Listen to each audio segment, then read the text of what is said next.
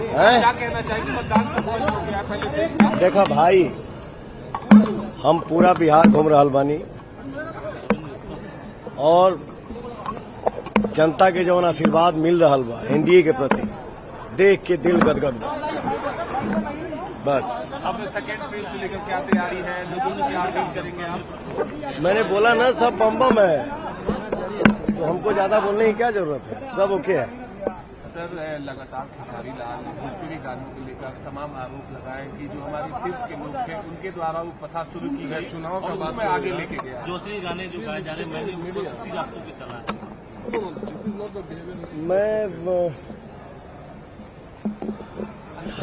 मैं तो चाहता हूं कि नहीं है बोलूं, लेकिन तुम लोग यही खातिर लगा देता रहा मैं कि हाँ मैं कुछ जवाब दूं।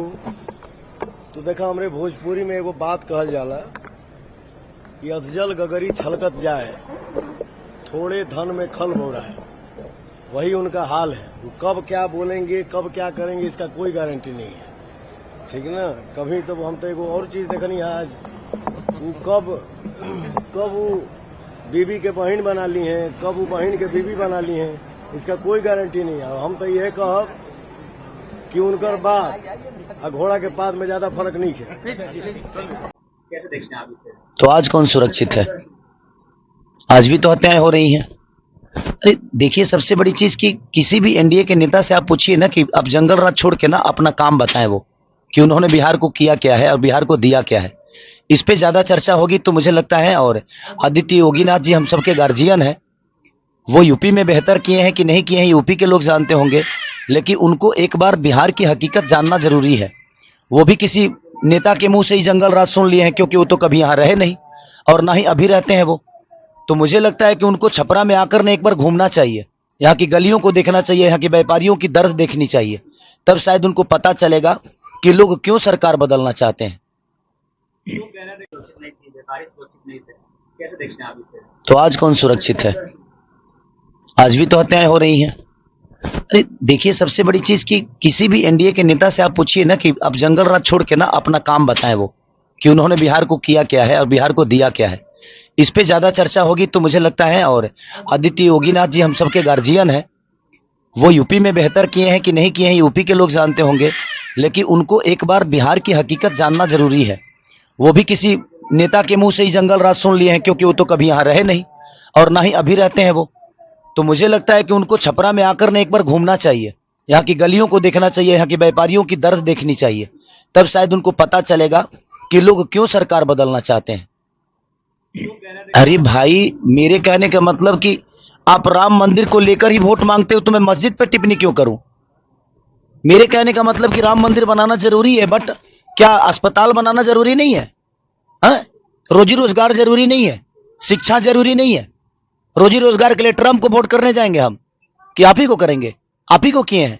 मैं ये कह रहा हूं कि आप बनाइए, दुनिया में सारे हर जगह मंदिर बना दीजिए, लेकिन मंदिर से हमारे बच्चों का भविष्य तय हो जाएगा?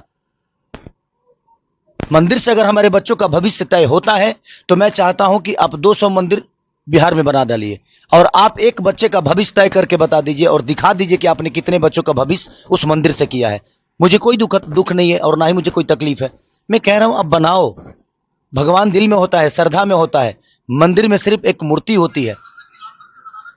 तो इसलिए मैं कह रहा हूं कि आप सब कुछ बनाओ, सिर्फ मंदिर क्यों बनाओगे? सनातन कहने से इंसान नहीं होता है। हमारे दिनेश भैया कह रहे हैं कि मैं यदुमुल्ला हो गया, मैं यादव कुल का आदमी हूं ही नहीं। भाई, आप 10 साल बाद आपको सनातन याद आया। 10 साल पहले जब आप सिनेमा लाइन में थे और आज भी है, तो आप मुसलमान के कैरेक्टर में फिल्म क्यों करते थे? आपको नहीं करना चाहिए था। उस समय मुसलमान बुरे नहीं थे। तो बात वहां है ना कि बदलते ये लोग हैं। इनसे आप जब विकास की बात कहिएगा और करिएगा ना, तो ये आपको डायरेक्ट लेके जाएंगे मंदिर मस्जिद के पास, और नहीं तो सनातन पे ले जाएंगे और बेमतलब की बातें करेंगे और उसी में आपको उलझा देंगे।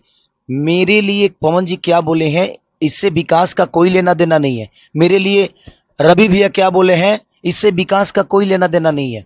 वो हमारी आपस की बातें हैं, हम बातों में ना उलझें। मेरे कहने का मतलब कि उन लोगों से यही कहिए कि आप खेसारी को छोड़िए, आपका सरकार जो किया है उस पे चर्चा करिए, क्योंकि विषय उस पे है।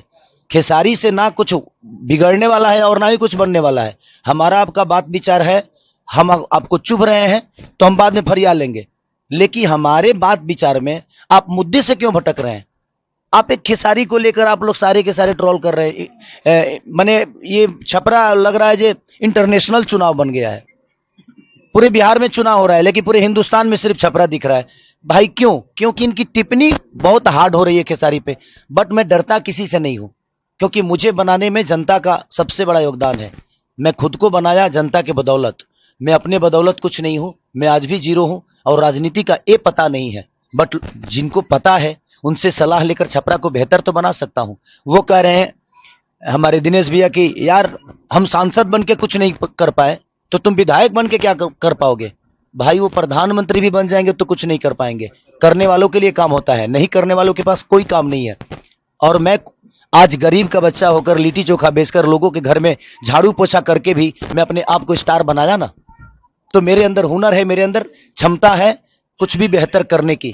तो मैं अपने हुनर से दुनिया बदलूंगा और जो भी व्यवस्था होगी उस व्यवस्था को बदलूंगा मैं अपने हुनर से, अपनी ताकत से। तो देखते हैं क्या होता है। अभी तो चुनावी में है, ये बातें होती रहेगी, बट इस बातों में जनता का कितना भला है? मैं उन पे कुछ बोलूंगा, वो मुझ पे कुछ बोलेंगे, इससे जनता को क्या लेना देना है? जनता को बेहतर सरकार चाहिए, बेहतर रोजगार चाहिए, बेहतर शिक्षा चाहिए, बेहतर अस्पताल चाहिए। जनता को इससे लेना देना है। तो आप लोग सवाल खेसारी पे उनसे मत पूछिए, उनसे सवाल पूछिए कि जिस सरकार के लिए आप वोट मांगने आए हो उस सरकार ने 20 साल में क्या किया है, ये हमें सिर्फ बता दीजिए। आप हमेशा जंगल राज की बात करते हो। 20 साल बीत गया, जो बच्चा 20 साल पहले पैदा हुआ था आज सोचिए उसके मन में भी आपने जंगल राज डाल दिया। और इन नेताओं ने इतना जंगल राज बोल दिया कि बाहर के व्यापारी बिहार में आने से आज भी डरते हैं।